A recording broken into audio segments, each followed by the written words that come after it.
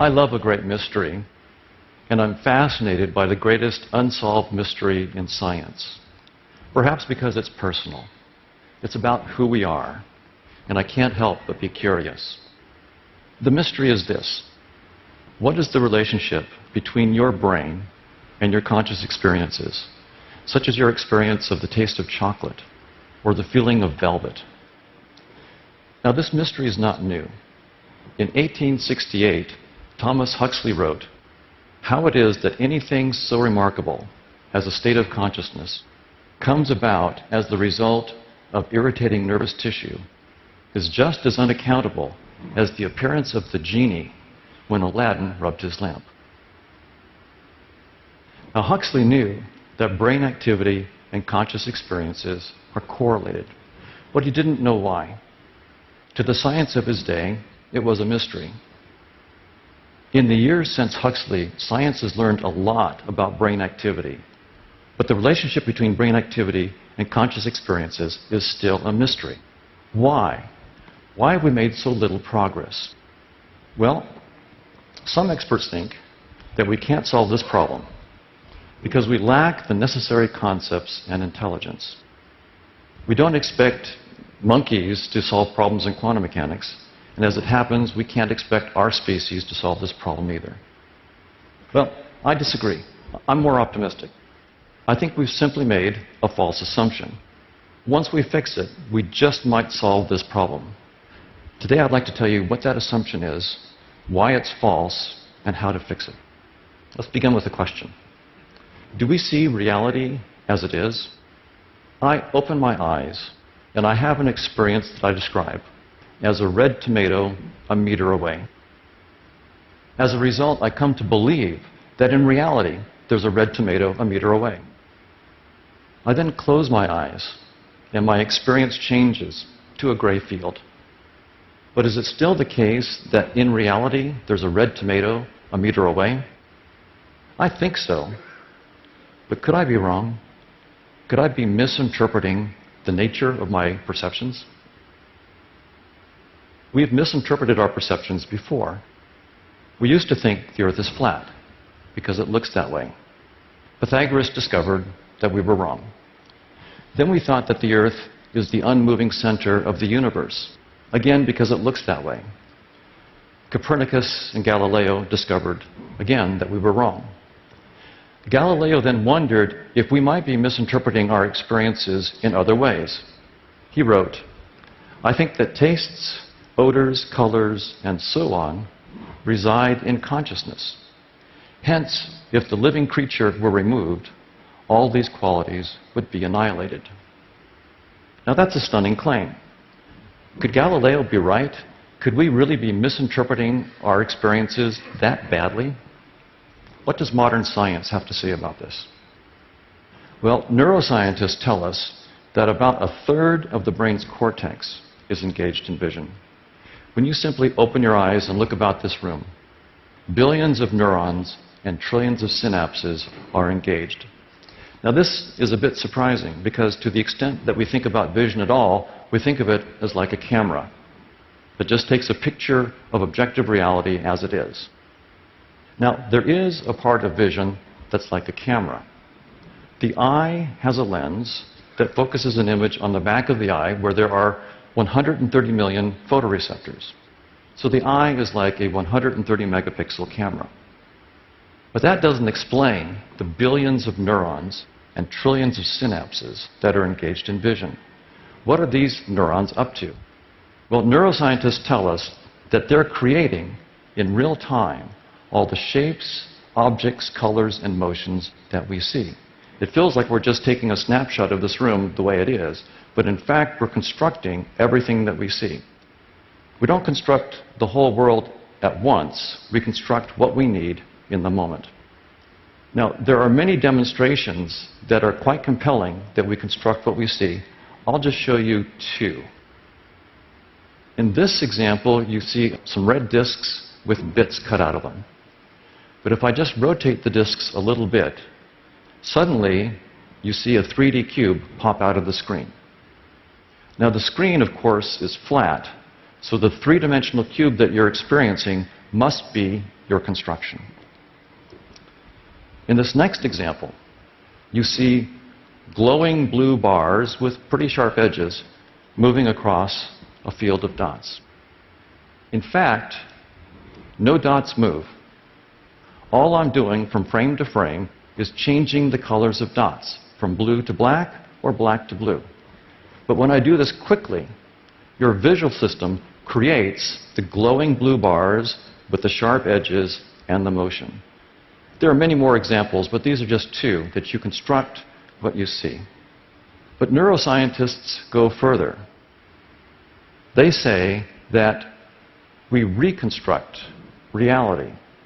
So when I have an experience that I describe as a red tomato, that experience is actually an accurate reconstruction of the properties of a real red tomato that would exist even if I weren't looking. Now, why would neuroscientists say that we don't just construct, we reconstruct? Well, the standard argument given is usually an evolutionary one. Those of our ancestors who saw more accurately had a competitive advantage compared to those who saw less accurately, and therefore they were more likely to pass on their genes. We're the offspring of those who saw more accurately, and so we can be confident that, in the normal case, our perceptions are accurate. You see this in the standard textbooks. One textbook says, for example, evolutionarily speaking, vision is useful precisely because it's so accurate. So the idea is that accurate perceptions are fitter perceptions. They give you a survival advantage. Now, is this correct? Is this the right interpretation of evolutionary theory? Well, let's first look at a couple examples in nature. The Australian jewel beetle is dimpled, glossy, and brown. The female is flightless. The male flies, looking, of course, for a hot female. When he finds one, he alights and mates. There's another species in the outback, Homo sapiens. The male of this species has a massive brain that he uses to hunt for cold beer. And when he finds one, he drains it and sometimes throws the bottle into the outback. Now, as it happens, these bottles are dimpled, glossy, and just the right shade of brown to tickle the fancy of these beetles. The males swarm all over the bottles trying to mate. They lose all interest in the real females. A classic case of the male leaving the female for the bottle.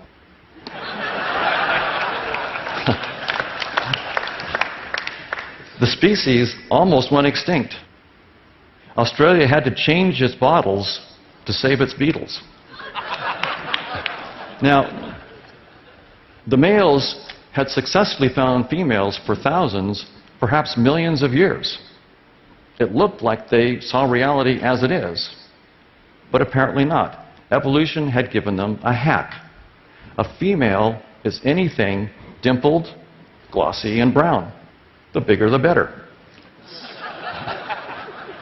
Even when crawling all over the bottle, the male couldn't discover his mistake. Now you might say, beetles, sure. They're very simple creatures, but surely not mammals. Mammals don't rely on tricks. Well, I won't dwell on this, but you get the idea. So this raises an important technical question. Does natural selection really favor seeing reality as it is? Fortunately, we don't have to wave our hands and guess. Evolution is a mathematically precise theory. We can use the equations of evolution to check this out. We can have various organisms in artificial worlds compete and see which survive and which thrive, which sensory systems are more fit. A key notion in those equations is fitness. Consider this steak. What does this steak do for the fitness of an animal? Well, for a hungry lion looking to eat, it enhances fitness. For a well-fed lion looking to mate, it doesn't enhance fitness. And for a rabbit in any state, it doesn't enhance fitness. So fitness does depend on reality as it is, yes, but also on the organism, its state, and its action. Fitness is not the same thing as reality as it is, and it's fitness and not reality as it is that figures centrally in the equations of evolution. So, in my lab, we have run hundreds of thousands of evolutionary game simulations with lots of different randomly chosen worlds and organisms that compete for resources in those worlds. Some of the organisms see all of the reality, others see just part of the reality, and some see none of the reality, only fitness. Who wins? Well, I hate to break it to you, but perception of reality goes extinct. In almost every simulation, organisms that see none of reality but are just tuned to fitness drive to extinction all the organisms that perceive reality as it is. So the bottom line is evolution does not favor vertical or accurate perceptions. Those perceptions of reality go extinct. Now this is a bit stunning. How can it be that not seeing the world accurately gives us a survival advantage? That is a bit counterintuitive. But remember the jewel beetle. The jewel beetle survived for thousands, perhaps millions of years using simple tricks and hacks.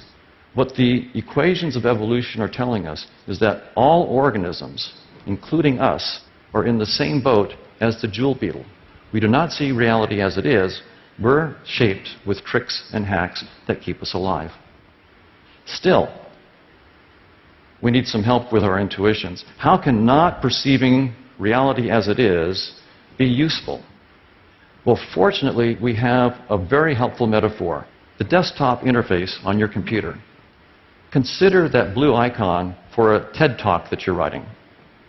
Now, the icon is blue and rectangular and in the lower right corner of the desktop.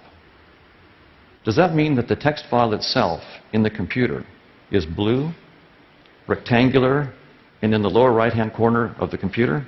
Of course not. Anyone who thought that misinterprets the purpose of the interface. It's not there to show you the reality of the computer. In fact, it's there to hide that reality.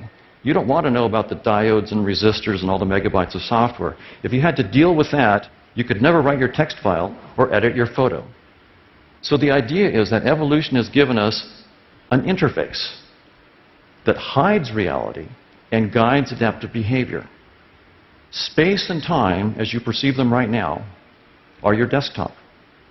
Physical objects are simply icons in that desktop. There's an obvious objection. Hoffman, if you think that train coming down the track at 200 miles an hour is just an icon of your desktop, why don't you step in front of it? And after you're gone and your theory with you, we'll know that there's more to that train than just an icon. Well, I wouldn't step in front of that train for the same reason that I wouldn't carelessly drag that icon to the trash can. Not because I take the icon literally. The file is not literally blue or rectangular. But I do take it seriously. I could lose weeks of work. Similarly, evolution has shaped us with perceptual symbols that are designed to keep us alive. We better take them seriously. If you see a snake, don't pick it up. If you see a cliff, don't jump off. They're designed to keep us safe, and we should take them seriously. But that does not mean that we should take them literally. That's a logical error. Another objection. Now, there's nothing really new here. Physicists have told us for a long time that the metal of that train looks solid, but really it's mostly empty space with microscopic particles zipping around. There's nothing new here. Well, not exactly. It's like saying, I know that that blue icon on the desktop is not the reality of the computer. But if I pull out my trusty magnifying glass and look really closely, I see little pixels. And that's the reality of the computer. Well, not really. You're still on the desktop. And that's the point. Those microscopic particles are still in space and time. They're still in the user interface. So I'm saying something far more radical than those physicists. Finally, you might object, look, we all see the train. Therefore, none of us constructs the train. But remember this example. In this example, we all see a cube. But the screen is flat. So the cube that you see is the cube that you construct. We all see a cube because each one of us constructs the cube that we see. The same is true of the train. We all see a train because we each see the train that we construct. And the same is true of all physical objects. We're inclined to think that perception is like a window on reality as it is. The theory of evolution is telling us that this is an incorrect interpretation of our perceptions. Instead, reality is more like a 3D desktop that's designed to hide the complexity of the real world and guide adaptive behavior. Space, as you perceive it, is your desktop. Physical objects are just the icons in that desktop. We used to think that the Earth is flat because it looks that way. Then we thought that the Earth is the unmoving center of reality because it looks that way. We were wrong. We had misinterpreted our perceptions.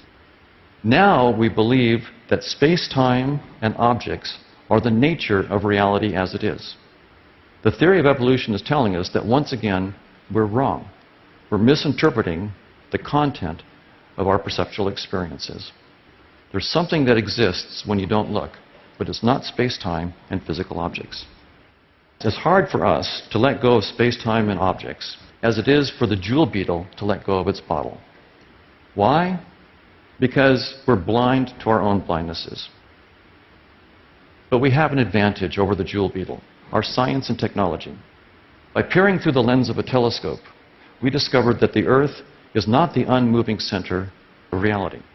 By peering through the lens of the theory of evolution, we discovered that space-time and objects are not the nature of reality. When I have a perceptual experience that I describe as a red tomato, I am interacting with reality. But that reality is not a red tomato and is nothing like a red tomato. Similarly, when I have an experience that I describe as a lion or a steak, I'm interacting with reality, but that reality is not a lion or a steak. And here's the kicker. When I have a perceptual experience that I describe as a brain or neurons, I am interacting with reality. But that reality is not a brain or neurons, and it's nothing like a brain or neurons. And that reality, whatever it is the real source of cause and effect in the world. Not brains, not neurons. Brains and neurons have no causal powers. They cause none of our perceptual experiences and none of our behavior. Brains and neurons are a species-specific set of symbols, a hack. What does this mean for the mystery of consciousness? Well, it opens up new possibilities. For instance, perhaps reality is some vast machine that causes our conscious experiences. I doubt this, but it's worth exploring. Perhaps reality is some vast interacting network of conscious agents, simple and complex, that cause each other's conscious experiences. Actually, this isn't as crazy an idea as it seems, and I'm currently exploring it. But here's the point. Once we let go of our massively intuitive but massively false assumption about the nature of reality, it opens up new ways to think about life's greatest mystery. I bet that reality will end up turning out to be more fascinating and unexpected than we'd ever imagined. The theory of evolution presents us with the ultimate dare. Dare to recognize that perception is not about seeing truth. It's about having kids. And by the way, even this TED is just in your head. Thank you very much.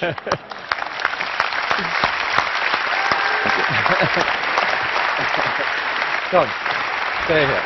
Okay. If that's really you there, thank you. Yes.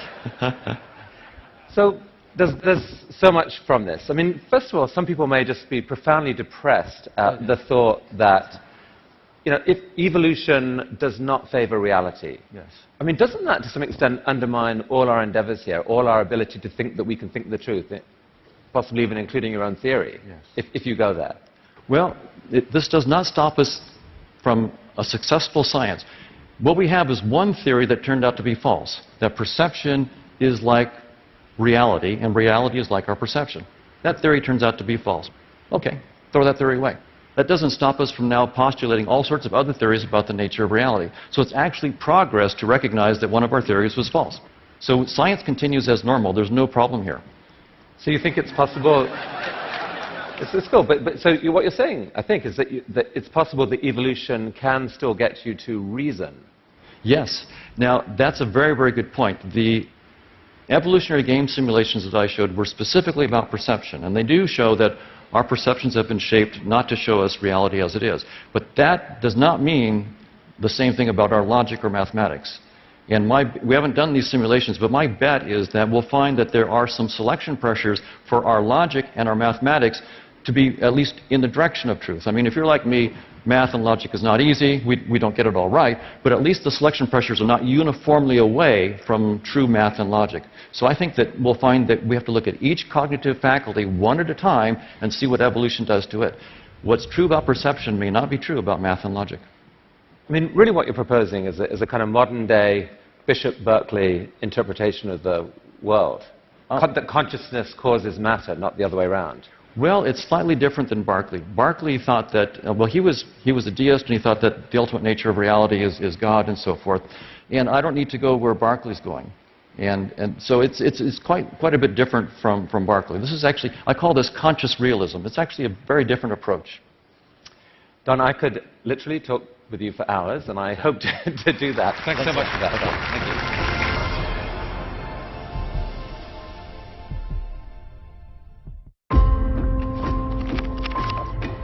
Datejust, the ultimate Rolex classic since 1945. The first self-winding wristwatch chronometer to display the date in a window. And in 1953, the first to feature the legendary Cyclops lens. With its distinctive fluted bezel, its style is forever timeless. Instantly recognizable, highly customizable. The Rolex way.